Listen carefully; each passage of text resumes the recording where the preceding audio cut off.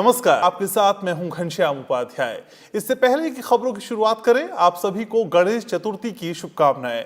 हमारे त्योहारों की खासियत है कि ये समाज में खुशी और आशा का संचार करते हैं। तो आज की खबरों की शुरुआत उम्मीद के साथ। विश्व स्वास्थ्य संगठन ने कहा कि कोविड-19 पर 2 सालों के अंदर विजय पाई जा सकती है। इस बीमारी पर रोक लगाने के लिए ऑक्सफोर्ड वैक्सीन के तीसरे चरण के ट्रायल्स भी आज से शुरू हो गए। आशा की किरण ट्रांसजेंडर समुदाय के लिए भी है। उनके अधिकारों के लिए राष्ट्रीय परिषद का गठन किया गया है। अच्छी खबर यह भी है कि कोविड-19 के बावजूद देश में खरीफ और तिलहन के बुआई क्षेत्र में अच्छी खासी बढ़ोतरी हुई है और आत्मनिर्भर भारत ने फैसला किया है कि वो अपने ही दम पर दौड़ाएगा semi high speed train Vande Bharat. शुरुआत करते हैं आज के इस बुलेटिन की।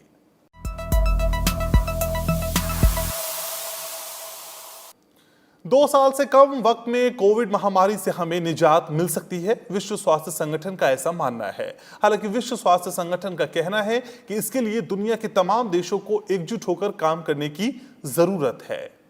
पूरी दुनिया कोविड महामारी के संकट से गुजर रही है। इस बीच विश्व स्वास्थ्य संगठन ने उम्मीद जताई है कि इस संकट से अगले 2 साल से कम समय में छुटकारा मिल जाएगा। WHO के प्रमुख टेड्रोस एडनॉम ने ये उम्मीद जताई है। 1918 में स्पेनिश फ्लू महामारी फैली थी, जो 2 साल में खत्म हो गई थी। उन्होंने कहा कि अगर दुनिया एकजुट रही और वैक्सीन की खोज हुई तो 1918 में स्पेनिश फ्लू से भी कम समय में कोविड महामारी से हम निपट सकते हैं। So we hope to finish this pandemic before less than 2 years, especially if we can pull our efforts together and with national unity, global solidarity. That's really key, with utilizing the available tools to the maximum and hoping that we can have additional tools like vaccine. I think we can finish it in a shorter time than the 1918 flu. विश्व स्वास्थ्य संगठन का कहना है कि आज हमारे पास तकनीक है और संपर्क के ज्यादा तरीके हैं। ऐसे में वायरस के फैलने की पूरी संभावना है। ये तेजी से फैल सकता है क्योंकि आज हम ज्यादा जुड़े हैं। हालांकि इसे रोकने के लिए हमारे पास तकनीक और ज्ञान है। Of course, with more connectedness, the virus has better chance of spreading. It can move fast because we are more connected now. But at the same time, we have also the technology to stop it and the knowledge to stop it. So we have a disadvantage of globalization, closeness, connectedness, but an advantage of better technology. इस बीच भारत सहित दुनिया के कई देशों में कोविड-19 की vaccine पर काम चल रहा है। भारत में ऑक्सफोर्ड वैक्सीन के 3rd फेज के ह्यूमन ट्रायल्स शुरू हो चुके हैं, जिसमें 20 केंद्रों में 1600 लोगों को वैक्सीन के डोज दिए जाएंगे। उधर 22 अक्टूबर को अमेरिका में US food and drugs administration की एडवाइजरी बोर्ड की बैठक होने की उम्मीद है, जिसमें मोडर्ना और फाइजर और एस्ट्राजेनेका की वैक्सीन के ट्रायल्स की समीक्षा कर कोई फैसला लिया जा सकता है। रूस ने वैक्सीन तो निकाल दी है, लेकिन इसके ह्यूमन ट्रायल्स अभी जारी हैं। उधर चीन भी ब्राजील, इंडोनेशिया और सऊदी अरब में अपनी वैक्सीन के अंतिम चरण के ट्रायल्स शुरू करने जा रहा है। कुल मिलाकर जानकार भी मानते हैं कि इस साल के अंत तक कोविड-19 के खिलाफ वैक्सीन की खोज कर ली जाएगी। टेस्ट, ट्रैक और ट्रीट रणनीति पर ध्यान देते हुए भारत ने एक दिन में रिकॉर्ड 10 लाख से ज्यादा लोगों की कोविड जांच का आंकड़ा पार कर लिया है और इसके साथ ही देश भर में अब तक 3 करोड़ 44 लाख से ज्यादा कोरोना नमूनों की जांच की जा चुकी है। टेस्टिंग का दायरा बढ़ने से नए मामलों की संख्या भी बढ़ रही है। बीते एक दिन में देश में 69,878 नए केस सामने आए हैं, जिसके चलते कुल मामले 30 लाख के करीब पहुंच गए हैं। हालांकि रोजाना कोरोना बीमारी से ठीक होने वालों की संख्या भी बढ़ रही है और 22 लाख से ज्यादा लोग इलाज कराकर ठीक हो चुके हैं। रिकवरी रेट 74.69% हो गया है। केंद्रीय स्वास्थ्य मंत्रालय की ओर से जारी आंकड़ों के मुताबिक पिछले 24 घंटे में देश में रिकॉर्ड 69,878 नए केस आए हैं। अब तक देश में 29,75,000 से ज्यादा कोरोना के मामले सामने आ चुके हैं। वहीं बीते एक दिन में रिकॉर्ड 63,000 से अधिक मरीज ठीक हुए हैं। अब तक 22 लाख से अधिक मरीज ठीक हो चुके हैं। वहीं 6,97,000 से ज्यादा सक्रिय मामले हैं। पिछले 24 घंटे में 945 लोगों की मौत हुई है, जिसके बाद इस बीमारी से मरने वालों की संख्या 55,794 हो गई है। लेकिन देश में कोरोना से मरने वालों की दर घटकर 1.87% हो गई है। शुक्रवार को देश में 10 लाख से अधिक कोरोना के टेस्ट किए गए हैं। अब तक 3,44,00,000 से अधिक टेस्ट किए जा चुके हैं। पिछले एक हफ्ते के आंकड़ों पर नजर डालें तो देश में रोजाना औसत 63,000 से ज्यादा नए मामले सामने आए। 17 अगस्त को सबसे कम 55,000 और 21 अगस्त को सबसे अधिक करीब 70,000 केस दर्ज किए गए। बीते 7 दिनों में ठीक होने वाले लोगों की बात करें तो 15 अगस्त को जहां 53,000 से ज्यादा लोगों ने कोरोना को हराया, तो वहीं 21 अगस्त आते आते ये आंकड़ा 63,000 से अधिक हो गया। वहीं बीते एक हफ्ते में औसत 8 लाख से अधिक कोरोना के टेस्ट रोज हुए हैं और 21 अगस्त को रिकॉर्ड 10,23,000 से अधिक टेस्ट देश में किए गए। वहीं पिछले 7 दिनों में कोरोना से प्रतिदिन औसतन 950 लोगों की मौत हुई है। देश में पिछले 24 घंटे में 69,000 से ज्यादा कोरोना के नए मामले सामने आए हैं। इसमें करीब 90% मामले 10 राज्यों में पहचान में आए हैं। 42,000 मामले सिर्फ 5 राज्यों में दर्ज किए गए हैं। महाराष्ट्र में सबसे अधिक 14,000 से ज्यादा नए मामले सामने आए हैं। इसके अलावा आंध्र प्रदेश, कर्नाटक, तमिलनाडु और उत्तर प्रदेश कोरोना से सबसे ज्यादा पीड़ित हैं, जहां 5,000 से ज्यादा केस सामने आए हैं। देश में इस समय महाराष्ट्र, आंध्र प्रदेश, कर्नाटक, तमिलनाडु और उत्तर प्रदेश कोरोना से सबसे ज्यादा पीड़ित हैं। बीते एक हफ्ते में इन राज्यों में सबसे ज्यादा नए मामले आए हैं और सबसे ज्यादा कोरोना मरीजों की मौत भी इन्हीं राज्यों में हुई है। हालांकि इन राज्यों में कोरोना का इलाज कराकर ठीक होने वाले लोगों की संख्या भी बढ़ी है और रिकवरी रेट में सुधार हुआ है। देश में कोरोना की टेस्टिंग सभी राज्यों में बढ़ी है। बीते एक हफ्ते में बिहार में सबसे ज्यादा 7,29,000 कोविड-19 के नमूनों का परीक्षण किया गया। उत्तर प्रदेश में करीब 7 लाख टेस्ट बीते 7 दिनों में किए गए हैं। तमिलनाडु में करीब 5 लाख, महाराष्ट्र में 4.5 लाख टेस्ट किए गए हैं। वहीं गुजरात में 4 लाख से ज्यादा कोरोना के टेस्ट बीते एक हफ्ते में किए गए हैं। कोरोना के बढ़ते मामलों को देखते हुए कई राज्यों में आज से 2 दिन का लॉकडाउन है। हरियाणा, पंजाब, असम समेत कई राज्यों में शनिवार को पूरी तरह लॉकडाउन रहा। हालांकि जरूरी आवश्यक सेवाओं को छूट दी गई है। दिल्ली में होटल और साप्ताहिक बाजार को खोलने के आदेश जारी हो गए हैं। दिल्ली डिजास्टर मैनेजमेंट अथॉरिटी ने राजधानी में अनलॉक प्रक्रिया के तहत होटल खोलने के संबंध में औपचारिक आदेश जारी कर दिए हैं। कंटेनमेंट जोन्स में पड़ने वाले होटलों को खोलने की अनुमति नहीं है। सभी होटलों को केंद्र सरकार की ओर से जारी स्टैंडर्ड ऑपरेटिंग प्रोसीजर का पालन करना होगा। साप्ताहिक बाजार को ट्रायल बेसिस पर खोलने की अनुमति दी गई है। हरियाणा सरकार ने कोरोना वायरस के बढ़ते रोगियों के मद्देनजर राज्य में प्रत्येक शनिवार और रविवार को सभी कार्यालय और दुकानें बंद रखने का फैसला किया है। आवश्यक सेवाएं उपलब्ध कराने वालों को काम करने की अनुमति होगी।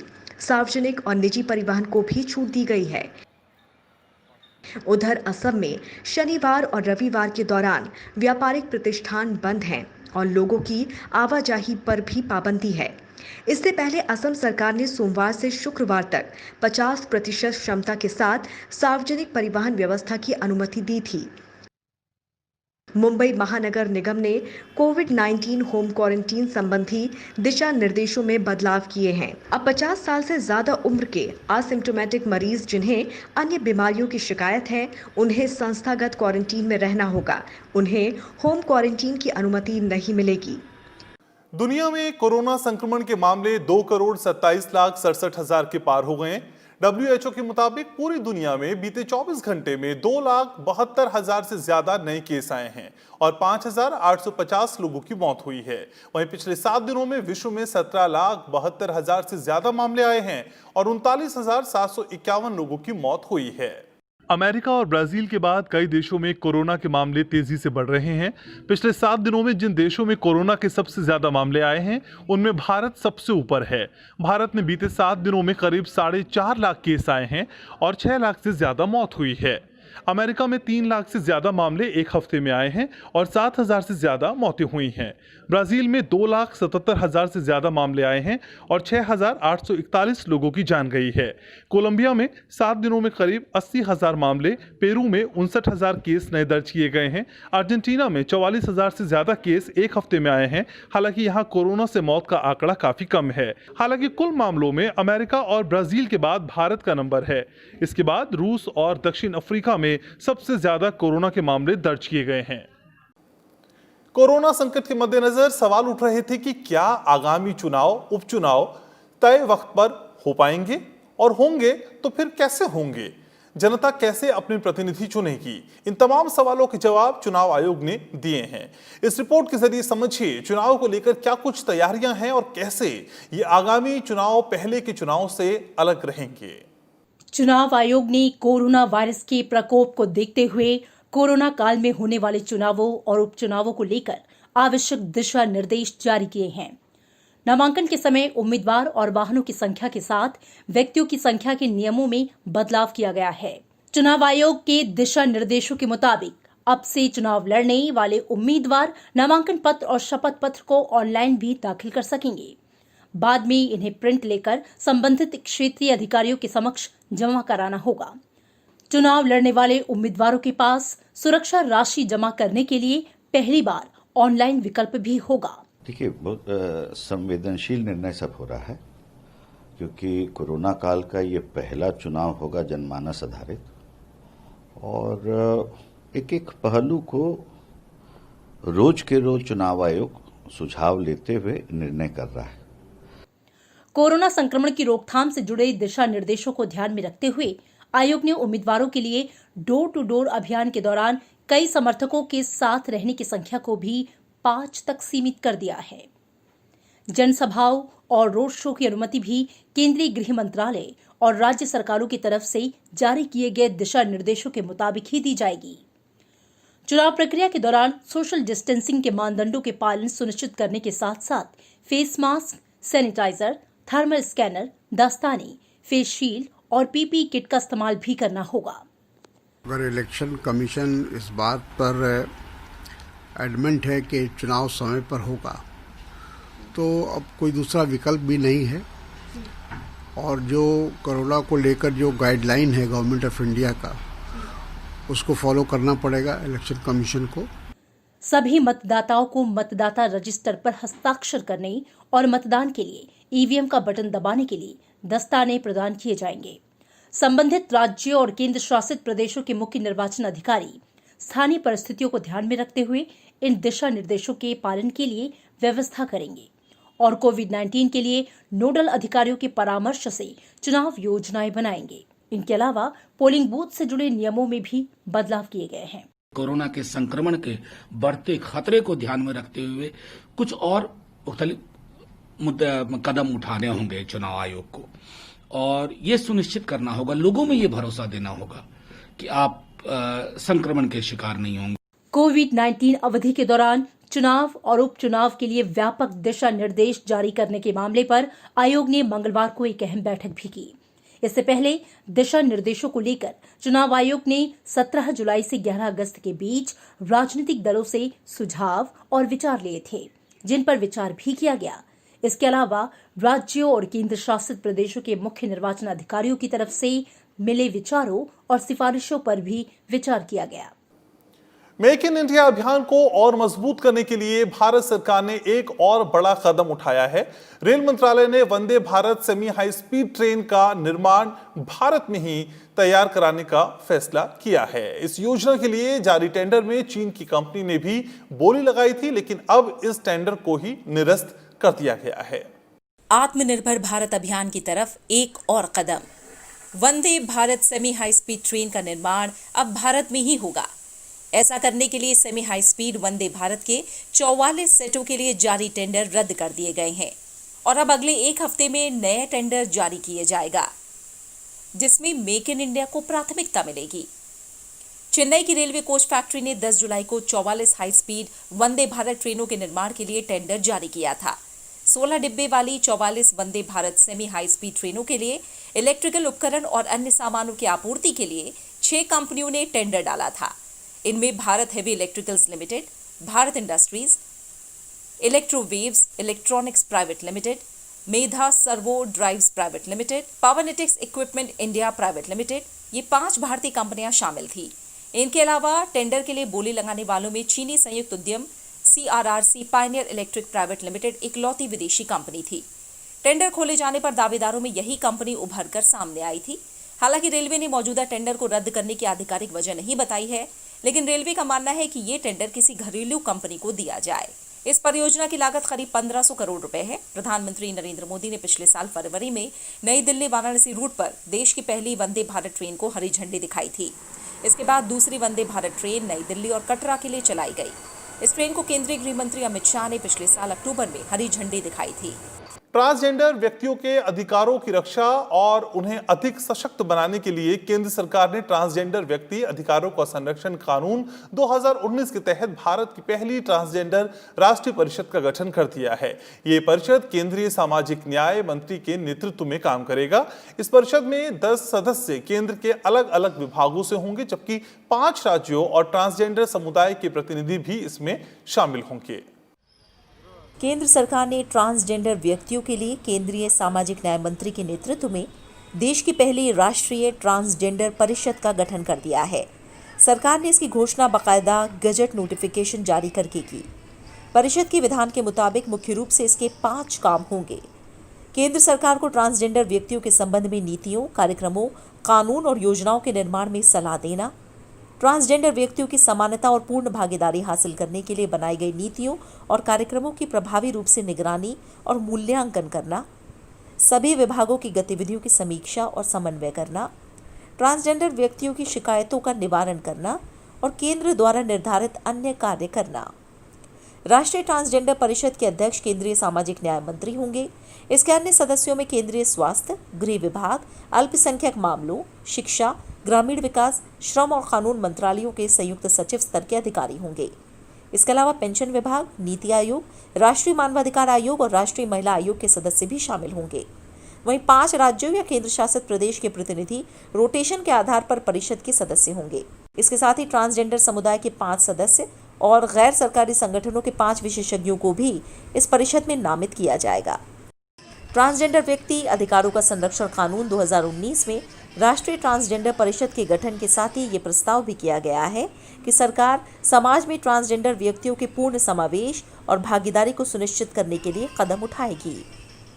वहीं कुछ दिन पहले ही उत्तर प्रदेश कैबिनेट ने यूपी रेवेन्यू कोड 2006 में संशोधन को मंजूरी दे दी, जिसके आधार पर उत्तर प्रदेश में अब ट्रांसजेंडर समुदाय के लोगों को विरासत में खेती की पुश्तैनी जमीन भी मिल। बिहार विधानसभा चुनाव को लेकर रणनीति पर चर्चा के लिए बीजेपी प्रदेश कार्य समिति की 2 दिवसीय बैठक आज से शुरू हो गई। इस बैठक में साल के अंत में होने वाले राज्य विधानसभा चुनाव को लेकर रणनीति तैयार करने सहित कई मुद्दों पर विचार विमर्श किया जाएगा। इसके बाद राजनीतिक प्रस्ताव पारित किया जाएगा। 2 दिन तक चलने वाले इस वर्चुअल बैठक में महाराष्ट्र के पूर्व मुख्यमंत्री और बिहार चुनाव प्रभारी देवेंद्र फडणवीस और राष्ट्रीय संगठन मंत्री BL संतोष भी जुड़ेंगे। बिहार बीजेपी अध्यक्ष डॉक्टर संजय जायसवाल ने स्पष्ट कहा कि पार्टी अपनी परंपरागत सीटों पर हर हाल में चुनाव लड़ेगी। बैठक के उद्घाटन सत्र को बिहार बीजेपी के प्रभारी भूपेंद्र यादव ने संबोधित किया। वहीं आखिरी दिन रविवार को बीजेपी राष्ट्रीय अध्यक्ष का समापन संबोधन होगा। खरीफ फसलों का बुआई क्षेत्र पिछले वर्ष की इसी अवधि की तुलना में इस साल 8.56% अधिक है। चावल और तिलहन के बुआई क्षेत्र में बढ़ोतरी हुई है। 21 अगस्त तक के आंकड़ों के मुताबिक खरीफ फसलों की बुआई 1062.93 लाख हेक्टेयर क्षेत्र में है, जबकि पिछले साल इसी अवधि के दौरान 979.15 लाख हेक्टेयर क्षेत्र में बुआई हुई थी। इस तरह से देश में पिछले वर्ष की इसी अवधि की तुलना में बुआई क्षेत्र में 8.56% की बढ़ोतरी हुई है। इससे साफ है कि खरीफ फसलों के बुआई के रकबे में कोविड-19 का कोई प्रभाव नहीं पड़ा है। इस साल चावल की बुआई 378.32 लाख हेक्टेयर में हुई, जबकि पिछले वर्ष की इसी अवधि के दौरान 138.65 लाख हेक्टेयर में बुआई हुई थी। चावल की बुआई क्षेत्र में 11.71% की वृद्धि हुई है। वहीं दलहन की बुआई क्षेत्र में 6.77% की वृद्धि हुई है। मोटे अनाज की बुआई क्षेत्र में 4.35% वृद्धि हुई है। तिलहन के बुआई क्षेत्र में 14.09% वृद्धि हुई है। गन्ना, कपास, जूट की बुआई क्षेत्र में भी वृद्धि हुई है। उपराष्ट्रपति एम वेंकैया नायडू ने कोविड महामारी के दौरान भी धान सहित खरीफ की अन्य फसलों की रिकॉर्ड बुआई के लिए भारत के अन्नदाता का किसानों का अभिनंदन किया है। उन्होंने कहा कि ये स्वीकार करना होगा कि कृषि हमारे संस्कारों का आधार है, हमारी अर्थव्यवस्था का आधार है। अपनी संस्कृति और अर्थव्यवस्था दोनों के हित में कृषि का संरक्षण और संवर्धन करना जरूरी है। केंद्रीय कृषि और किसान कल्याण, ग्रामीण विकास तथा पंचायती राज्य मंत्री नरेंद्र सिंह तोमर ने शुक्रवार को कृषि सुधारों पर मुख्यमंत्रियों और राज्यों के कृषि मंत्रियों के साथ बैठक की। बैठक में नरेंद्र सिंह तोमर ने 1 लाख करोड़ रुपए के कृषि इंफ्रास्ट्रक्चर फंड से देश के 85% से ज्यादा छोटे और मझोले किसानों तक पूरा फायदा पहुंचने की बात कही। उन्होंने कहा कि किसानों के लिए प्रधानमंत्री की तरफ से जारी किया गया ये अब तक का सबसे बड़ा फंड है। उन्होंने कहा कि केंद्र सरकार की ओर से लाए गए नए अध्यादेश पूरी तरह से किसान हितैषी हैं और न्यूनतम समर्थन मूल्य यानी एमएसपी को लेकर भी गुमराह नहीं होना चाहिए। उन्होंने साफ किया कि किसानों से एमएसपी पर उपज की खरीद पहले की तरह जारी रहेगी। राज्यों के मुख्यमंत्रियों और मंत्रियों ने इस दौरान कहा कि किसानों की भलाई के लिए 1 लाख करोड़ रुपए के फंड का उपयोग करने में वो कोई कसर नहीं छोड़ेंगे। रिफॉर्म इसीलिए किए गए हैं कि कुल मिला के किसान की माली हालत सुधरे, गांव की अर्थव्यवस्था को बल मिले, किसान को उसके उत्पाद का उचित दाम मिले। इस दिशा में यह सरकार के महत्वपूर्ण कदम हैं। जेईई मेन और नीट यूजी परीक्षा कराने वाली एनटीए यानी कि नेशनल टेस्टिंग एजेंसी ने साफ कर दिया है कि ये परीक्षाएं अपने तय शेड्यूल के मुताबिक ही होंगी। नेशनल टेस्टिंग एजेंसी ने जेईई मेन के लिए एडमिट कार्ड जारी कर दिए हैं। जेईई मेन की परीक्षा का आयोजन 1 सितंबर से 6 सितंबर 2020 तक किया जाएगा। नीट 2020 की परीक्षा 13 सितंबर को आयोजित की जाएगी। जेईई मेन परीक्षा के लिए अभी तक 6,49,000 से ज्यादा छात्रों ने प्रवेश पत्र डाउनलोड कर लिए हैं। इस परीक्षा में कुल 8,58,073 छात्रों ने रजिस्ट्रेशन कराया था। इतना ही नहीं, परीक्षा केंद्र में अपनी पसंद के अनुसार सुधार करने का मौका देने पर 99.07% छात्रों ने अपनी पसंद का परीक्षा केंद्र चुना है। वहीं 142 उम्मीदवारों ने अलॉट किए गए परीक्षा केंद्र को बदलने के लिए अप्लाई किया। एनटीए इन छात्रों की रिक्वेस्ट पर भी काम कर रहा है। नीट 2020 के लिए करीब 16 लाख उम्मीदवार हैं। कोविड-19 के मद्देनजर परीक्षाओं को लेकर खास तैयारियां की गई हैं। पूर्व राष्ट्रपति प्रणब मुखर्जी की सेहत में कोई सुधार नहीं आया है। पिछले कई दिनों से दिल्ली कैंटोनमेंट के आर्मी रिसर्च एंड रेफरल अस्पताल में उनका इलाज चल रहा है। वो कोमा में हैं और फेफड़ों में संक्रमण का इलाज किया जा रहा है। अस्पताल ने आगे कहा कि उनके प्रमुख पैरामीटर स्थिर हैं और वो अभी भी वेंटिलेटर सपोर्ट पर हैं। डॉक्टरों की टीम उनकी सेहत पर नजर बनाए हुए है। 84 वर्षीय पूर्व राष्ट्रपति प्रणब मुखर्जी को 10 अगस्त को दिल्ली कैंट के अस्पताल में एडमिट किया गया था। मस्तिष्क में रक्त का थक्का जमने के बाद पूर्व राष्ट्रपति की सर्जरी की गई थी। प्रणब मुखर्जी की कोरोना संक्रमण की रिपोर्ट भी पॉजिटिव आई थी। पूर्व राष्ट्रपति की जांच में कोरोना वायरस संक्रमण की भी पुष्टि हुई थी। आज गणेश चतुर्थी का त्योहार देश भर में पूरी आस्था और श्रद्धा पूर्वक मनाया जा रहा है। बुद्धि, विवेक और सौभाग्य समृद्धि के प्रतीक गणपति का 10 दिन का जन्मोत्सव आज से शुरू होकर गणेश चतुर्दशी पर संपन्न होगा। ऐसी मान्यता है कि गणेश चतुर्थी ही वो दिन है जब भगवान गणपति ने जन्म लिया था। गणेश चतुर्थी के मौके पर राष्ट्रपति रामनाथ कोविंद, उपराष्ट्रपति एम वेंकैया नायडू और प्रधानमंत्री ने इस पावन पर्व की सभी देशवासियों को शुभकामनाएं दी हैं। राष्ट्रपति रामनाथ कोविंद ने देशवासियों को गणेश चतुर्थी की बधाई दी। उन्होंने अपने ट्वीट संदेश में कहा, गणेश चतुर्थी के शुभ अवसर पर सभी देशवासियों को हार्दिक शुभकामनाएं। ये पर्व भारत के लोगों के अदम्य उत्साह, उमंग और उल्लास का प्रतीक है। मेरी कामना है कि विघ्नहर्ता श्री गणेश जी की कृपा से कोविड-19 की महामारी समाप्त हो तथा सभी देशवासी सुखी और निरोगी जीवन जिएं। उपराष्ट्रपति एम वेंकैया नायडू ने भी अपने ट्वीट संदेश में गणेश चतुर्थी की लोगों को शुभकामनाएं दी। उपराष्ट्रपति ने अपने संदेश में कहा, वक्रतुंड महाकाय सूर्यकोटि समप्रभा निर्विघ्नं कुरु मे देव सर्वकार्येषु सर्वदा। श्री गणेश जी आपकी सब विघ्न बाधाएं दूर करें। प्रधानमंत्री नरेंद्र मोदी ने ट्वीट करके देशवासियों को गणेश चतुर्थी की बधाई दी। पीएम ने अपने ट्वीट में लिखा, आप सभी को गणेश चतुर्थी की बहुत बहुत बधाई। गणपति बाप्पा मोरिया। गणेश चतुर्थी के शुभ पर्व पर बधाई। भगवान श्री गणेश का आशीर्वाद हमेशा हम पर बना रहे। हर तरफ खुशी और समृद्धि हो। केरल में आज से ओणम के त्योहार की धूम शुरू हो गई है। ये त्योहार 10 दिन तक मनाया जाता है। ये फसल कटाई का पर्व है। किसान नई फसल का स्वागत करते हैं। इस दौरान घरों को फूलों और रंगोलियों से सजाया जाता है। ओणम को मनाने के पीछे एक पौराणिक मान्यता है। कहा जाता है कि केरल में महाबली नाम का एक असुर राजा था। उसके सादर सत्कार में ही ओणम त्योहार मनाया जाता है। ओणम पर्व का खेती और किसानों से गहरा संबंध है।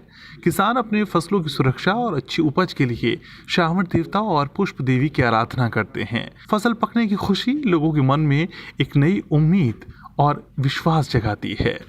ओणम उत्सव के दौरान एक पारंपरिक दावत समारोह का आयोजन किया जाता है। इस समारोह में मीठे व्यंजनों के अलावा 9 स्वादिष्ट व्यंजन बनते हैं, जिनमें पचड़ी कालम, ओलम, दाव, घी, सांभर, केले और पापड़ के चिप्स मुख्य रूप से बनाए जाते हैं। इन व्यंजनों को केले के पत्तों पर परोसा जाता है और लोग अपने दोस्तों, रिश्तेदारों और परिवार वालों को इस पर्व की शुभकामनाएं देते हैं। तो इन तमाम खबरों के साथ इस बुलेटिन में मेरे साथ इतना ही। आप अपना ख्याल रखें, अपनों का ख्याल रखें।